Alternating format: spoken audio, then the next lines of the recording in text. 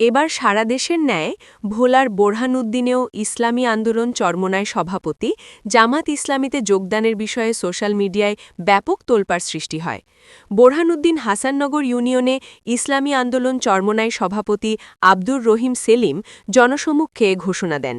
এ সময় ইসলামী আন্দোলন সভাপতি আব্দুর রহিম সেলিম বলেন, জামায়াত ইসলামীর কার্যক্রমে আমি অনুপ্রাণিত হয়ে আমিও আমার নেতাকর্মীরা আজ জামাত ইসলামে যোগদান করেছি এবং জামাতের সাথেই থাকব। এ সময় তিনি আরও বলেন, আব্দুর রহিম সেলিম, আমি হাসাননগর ইসলামী আন্দোলন বাংলাদেশের সভাপতি। ইনশাল্লাহ আমি জামাত ইসলামের কার্যক্রমে অনুপ্রাণিত হয়ে আমি আমার নেতাকর্মীদেরকে নিয়ে জামাত ইসলামে যোগদান করছি আজকে থেকে।